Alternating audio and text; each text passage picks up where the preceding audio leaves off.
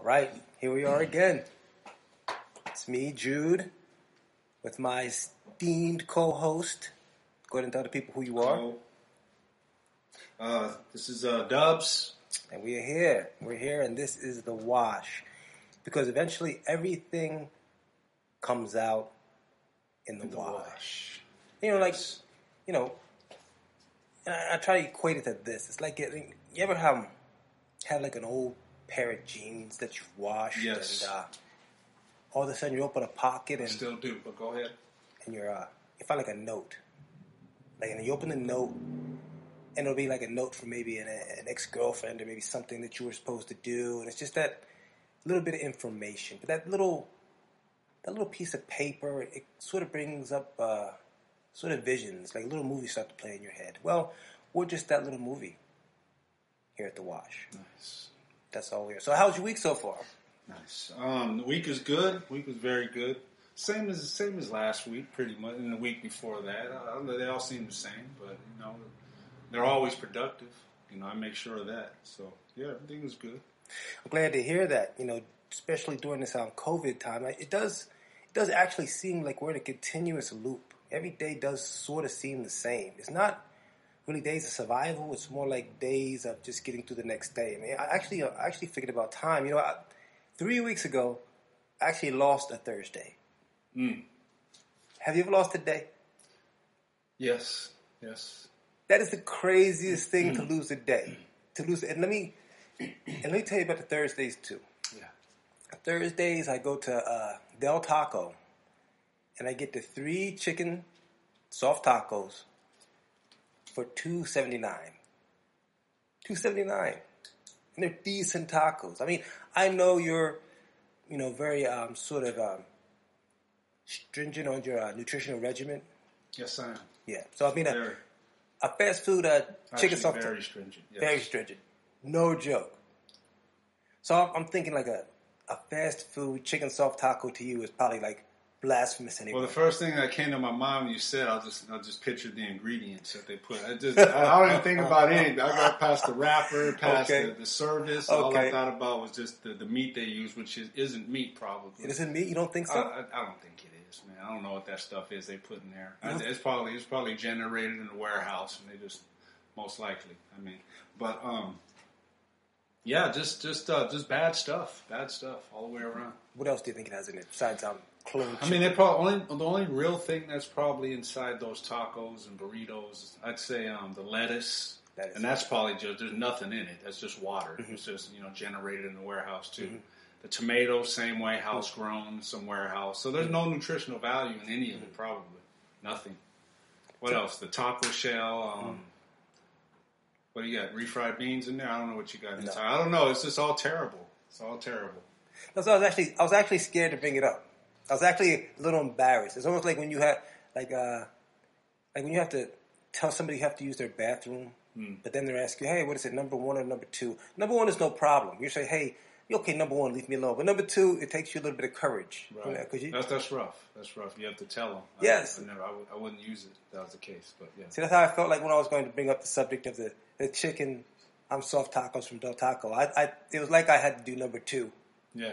And you were like, well, and you well, right away, you know how it is. So going back, I lost a Thursday, and I'm saying I lost a Thursday, and the only way I knew that I lost a Thursday is because I wanted to get the tacos because it's like sort of a very cheap meal for me. I'm still I'm very frugal sometimes when it comes to food. I know that's not a good thing, but so I always get these on Thursdays, like sort of a little religious sort of ceremony I do to myself, for myself. Treat yourself. Yes. Well, I guess it could be a treat, but it's more like your body's calling for it. But go ahead, I'm listening. Also, I'm addicted. Yes, that's what it is. I'm addicted. That's what it is. To chicken. Nothing more. I'm gonna say everything. As soon as you say it, it just pops in my head. Yeah, got me. They got me with the clone that's chicken. That's what's calling you on Thursdays. Your body fiends for it. Your body, and then you actually miss the Thursday. So that's pretty.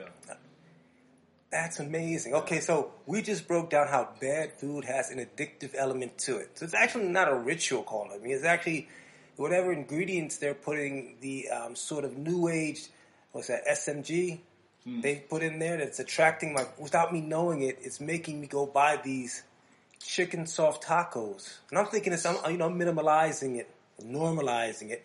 Now I'm acting like, well, this is some kind of ritual that I do on Thursdays because it's special, sort of pseudo-religious. But no. Simply put, I'm chemically addicted to chicken soft tacos. Yeah. Wow. To those in particular, yeah. That is crazy how we just fell down that rabbit hole. Like we literally together fell down well, you're probably still up top saying, well, I would never eat that, so I would never go down that rabbit hole. I'm just going to tell you. I used to. Okay. I used to eat them.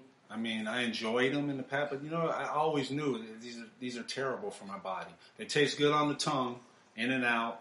I haven't eaten McDonald's in 20 years, 30 years. But in and out, I do that. Carl's Jr. It tastes so good. At the same time, I know once it hits the intestine, the belly, it's all bad. It's just all bad for the body.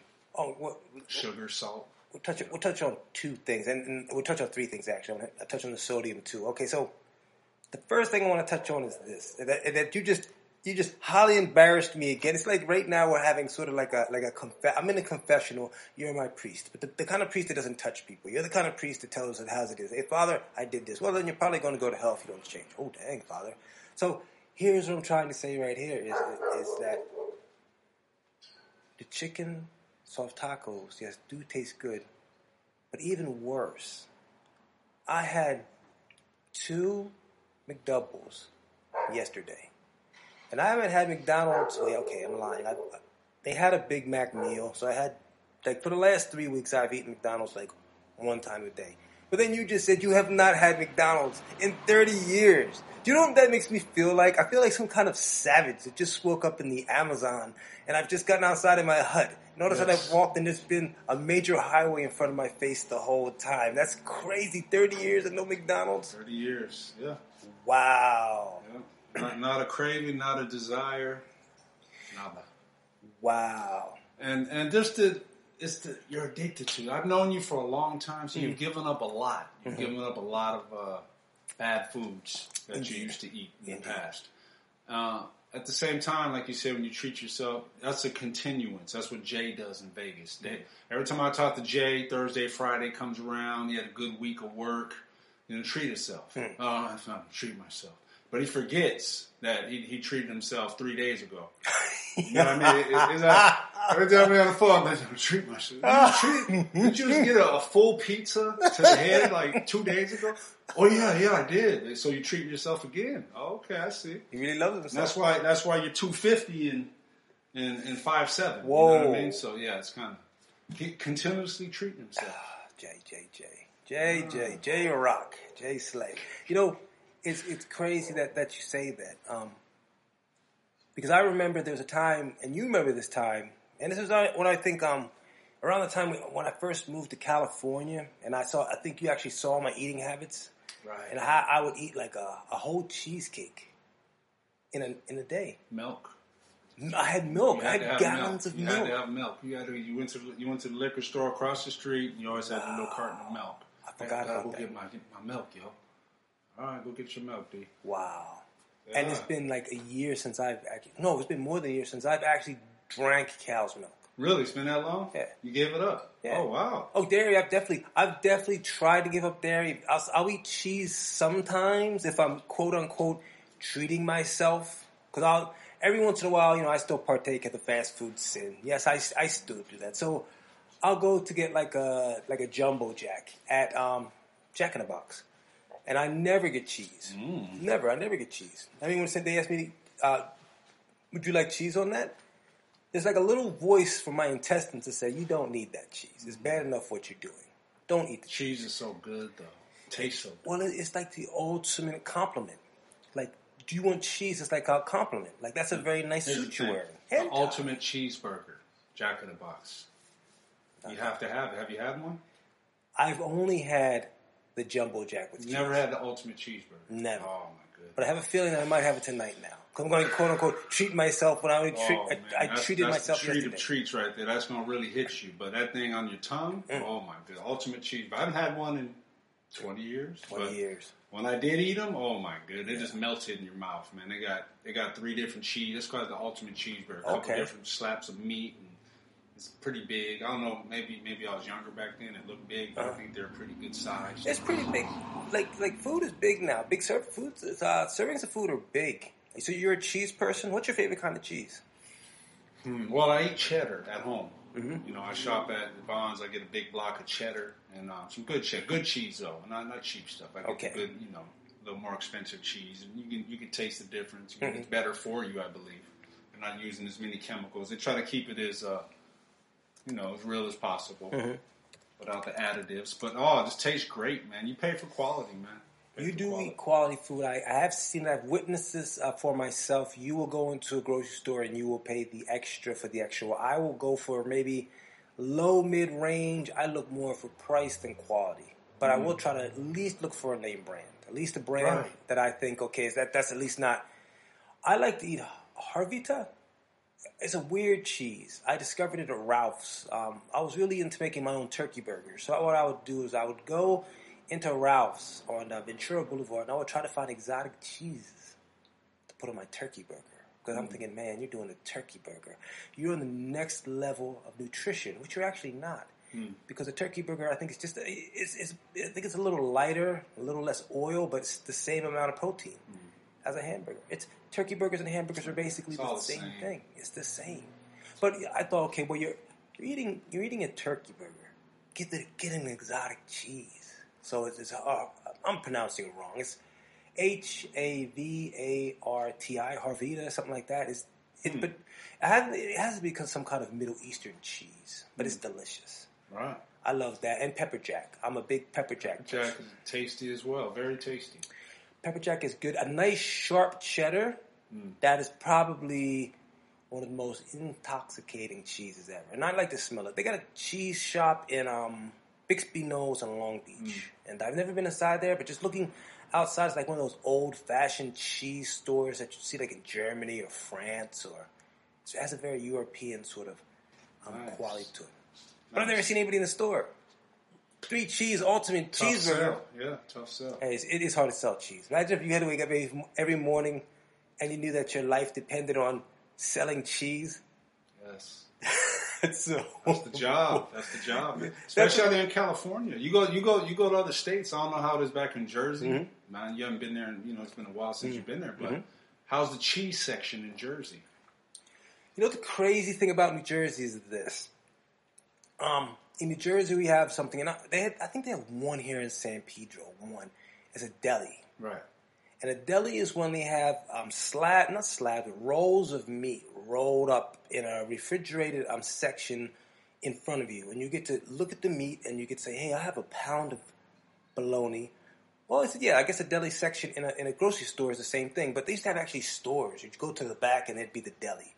So you get out of the store, you walk to the back, and you might have grilled cheese. Maybe my mom sent me to the store. Hey, I want you to go there and get a half a pound of American cheese for dinner tonight because we're going to have soup and salads.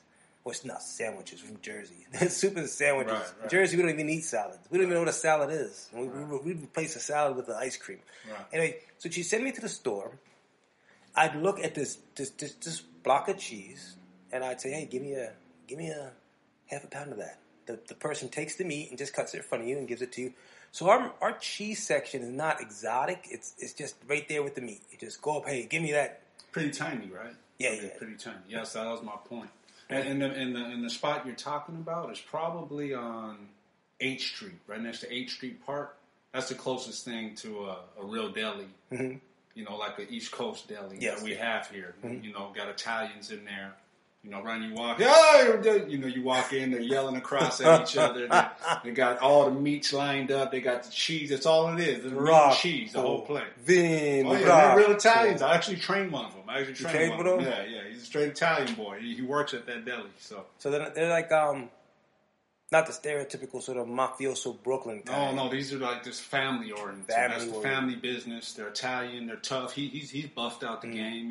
He's a California Italian, but. No, they're tough, but they carry that East Coast mentality. Well, Italians are tough people, man. It's like Rocky's one of the more, and Rocky would whoop somebody's ass, but he's one of the nicer Italians. Italians are kind of like Mick. Remember Mickey from Rocky? Yeah. Rocky's brother-in-law, Mick. Yeah, Rock. Rock. Rock. Tough people, man. Tough people. You know, I try to find flaws because Jay. I brought up Jay earlier. He's half Italian. His dad is Sicilian, but he's always praising the Italians. Oh yeah, screw the Italians, because he's always talking about them. So I'm going against him. But the more I research, the more I look, and the more I see something happening, and usually an Italian doing it. You know, usually an Italian. You know, the best artist, the best pianist, the best man, everything. I mean, just an Italian. Even the fighters, Rocky Marciano, the light heavyweight. What's his name? The Calzaghe. He's from England, but he's Italian. He's English Italian? No, his ethnicity is Italian, but he lived in England, so he's from England. But he's an Italian. So. I've never heard an Italian with an English accent. That got to be amazing. That'd be an amazing experience. Wow, wow, I've never known Calzaghe. Some ethnicity was Italian, but they're actually English or British. Yeah. British Italian. Paul Malignaggi, is that his name? Malignaggi? Paul Malignaggi, I think he'd be Italian. Is he? I think so, with the double G's. Anytime you see a double G. Well, that's the one I was on sparring with the MMA cat. Colin McGregor. McGregor! What are you doing? Hey. What you want to spar with me for? Ireland. Hey, I like the Irish. Yeah. What you want to spar with me for, the Italian? You want to throw down? You want to talk about cocky? That is the cockiest man I've ever seen in my life. That boy, he walks out grabbing his stuff. He just walks out a big strides and grabbing his ball. You know, Yo, that dude will beat you at anything. He'll beat you at checkers. Hey, you want to play some checkers with me, you bastard? I play the checkers and I punch in your face. You want to play checkers? I punch in your face. Yeah, he's a competitor, man. He's a competitor. I'm happy for his success, man. Like, he's one of these guys, like, sort of from, like, not the streets, but like a hard, like, sort of middle class life in Ireland. Went off. Ireland's tough. Yeah. Ireland's tough. They got streets out there. Got gangs. You know, they grew up tough. It's an old school developing nation. It's not like a U.S. or Canada or England. It's like a little country. I'm not going to say third world, but I'll say developing. Maybe second world. People got the potato famine hit them that one time, and half the Irish came here. But, you know, it's a country that's had its problems. You know, people who are probably in transit. It's like old school Korea. Like, it's a really good country where people leave because it's so crowded and they go to other places. Right. But they still do carry, and they bring a wealth of experience, a wealth of knowledge. You know, both have good reputations. You know, Koreans and Italians. Yeah, awesome people. They love their people. They love each other. Ireland. I mean, I'm what? I don't know how much percentage of Irish I have in me. Probably a lot. My mom's, I think, half Irish. But yeah, so that's enough for join the club. That's enough to come in. Can you come in? You got to wipe your feet off. Throw some rocks. You got to watch McGregor. McGregor's going to fight tonight. Hey, he's just must stew. Hey, it's funny that McGregor has built that whole bad boy persona. But I've seen him on like the, I don't know, the Ultimate Fighter or whatever that is, that thing. Dana White has this reality show where he brings all these fighters and he has them live under a house, gives them alcohol. You know, like the real world. Right. Both fighters. With MMA fighters. Yeah, but they have Colin McGregor on there, and Colin McGregor is like calling it, all these dudes hate him. All their faces register hate because of the jealousy. But it's like when you're jealous of somebody that can destroy you and what you're jealous of them in. Like, for example, if I'm playing basketball, I mean, I see a guy who's like 5'10", but can do every dunk. I'm jealous of this dude. Now, if I don't like him, like if I personally like him, I'm like, okay, cool. You know, I'm okay. But if I don't like him, I'm jumping on everything against him. Well, he can't dribble. Nah, he definitely can't dribble. His dribble sucks. You know what I'm saying? That's all somebody needs to say. And I'm there like a jealous dog. You know, like he throws a 360 down. They say, yeah, but you know, he really can't use his left hand. He can't use his left hand. He's horrible left hand. He's a horrible left hand dribbler. He sucks. Because I'm jealous. I'm hatefully jealous of his jumping skills. So anything they say, well, on this show, I was like, with Colin McGregor, anything Colin McGregor would say, hey, you know, I think my right hand is probably the strongest. Your right hand sucks, dude. It does. Nah, isn't his hand right? Yeah, dude, your right hand sucks. Yeah, your right hand sucks. They all jump on everything, but he comes back at them. Like he comes back, like he don't care. Oh, the Irish are very witty, very witty. Yo, your tongue, he got some witty tongue. Quick. Oh, yeah, very quick. Wow, it's like their tongue. That's funny. It's almost like biblical a little because they say the tongue is sort of like controls the body. Well, that's the knowledge, yes. Yeah. That's the knowledge he has. I mean, that's the experience he has. That's the life experience. Mm-hmm. When people can just come back at you with something, they have that experience. They have that knowledge, man. But you know what the craziest thing is? I'm going to tell you, Dubs.